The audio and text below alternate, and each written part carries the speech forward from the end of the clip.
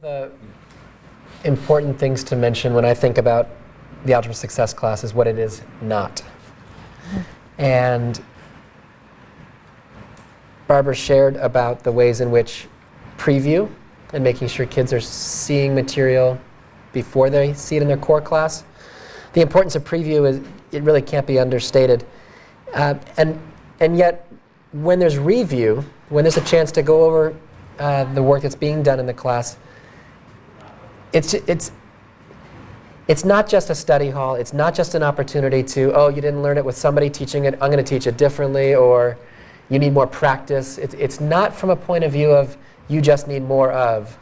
It's really with a fairly,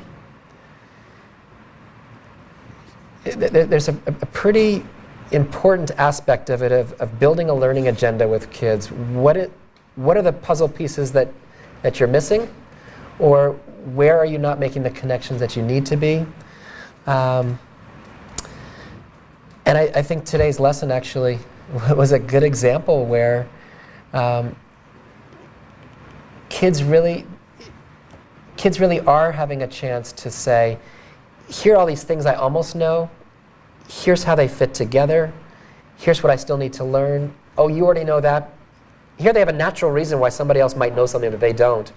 But it's in the culture of the room that kids will bring different strengths, but it's also in the design of the course and of the curriculum that there's a commitment to saying what are the pieces that kids need to have, and how do we get kids those pieces and help them practice those pieces, but also have a real opportunity to put the pieces together and make sense of how those pieces fit together. One thing that Algebra Success class is not is a place to put all the kids that are getting Fs. Let's just go through all the rosters and let's go find all the kids in the school who are getting Fs because they need more time. And that's just not even the mentality or the approach that is behind the program. The program was really coming from a place of who are the kids that are most going to benefit from some additional time to develop not only the math skills, but also the sort of the dispositional, wait a minute, I can do this. If I can learn to ask questions, I can learn to be a better algebra student. So who is in the room, I think, matters quite a lot. But then absolutely, the program is designed to help kids ask better questions, make more clear explanations, use vocabulary, sort of engage with other students. What else?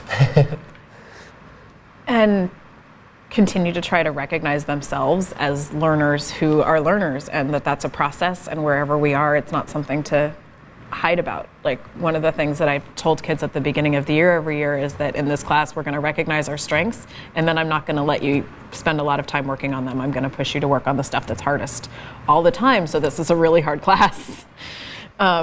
Because I want them to know that I do recognize those strengths and they should know what they are, but they need to use those as confidence builders in their back pocket, but work on the stuff that, being able to add to that repertoire because they're working on the things that are harder for them.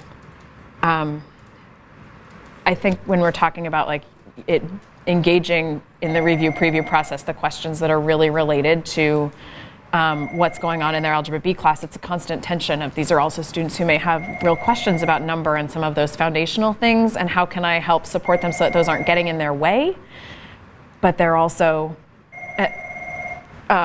not ignoring them. Like having a chance to ask about them if what they really want to understand is, how do you put together these two fractions and why do you do it this way? And I tend to err on the side of having them process and think about how the pieces that they're learning in algebra, that they tend to focus on the pieces, fit into a bigger picture so they can think about when to use them. But I know that that's a tension that I feel back and forth a lot. There's not a lot of homework in Algebra Success, but one of the homework assignments that I remember that you've used is to have kids identify the questions that they're having in their core algebra homework assignment or in their core algebra class. And this idea of generating questions, it's so powerful to look at 25 students' questions in the last 2 weeks. And it's useful not just for the students, not just for the success teacher, but it's useful for the core teachers to think about how do kids talk about what they can't do and what they're not understanding? But it also is a foundation for, okay, so in this room we've got 30 questions going, or here are the 5 questions of the week, or when there's a tutorial opportunity, here are the 2 questions that we're working on. It really is a sense of what's our agenda, let's build our own agenda as we go along, not the teacher's going to come with the things that we can't do and make us practice without understanding. And then that, as they're working on those questions, it's really interesting to see over time when I've been able to structure those tutorials on a more regular basis, that students start by just writing, I don't know how, and they copy the directions from the homework assignment. And after a while it becomes, I don't know how to do it when it's this particular kind of factoring problem, or this step of how do I start the T-table to get here. Like, they've got these pieces and they are able to get a lot more specific and recognize more of, here's all these pieces I do have and this is the one that's missing. It strikes me that the program works really well in this particular setting where algebra already is a more intensive approach to algebra with the 90 minutes year long. But it's also predominantly 9th graders. And so it's not just saying we're going to get you through algebra so you can graduate. It's saying we're going to get you through algebra so that you understand yourself as a student, so you understand what it takes to be successful in high school mathematics, and so that you have the tools and the skills and the strategies as a student and as a learner. And I think it's a really nice freshman year or entry-level high school mathematics class to lay out that foundation with so much attention. And this year it's about 75% 9th graders. 75%, yeah. And the rest are upperclassmen. I have sophomores, juniors, and seniors. I would love to say that it helped all of them pass algebra.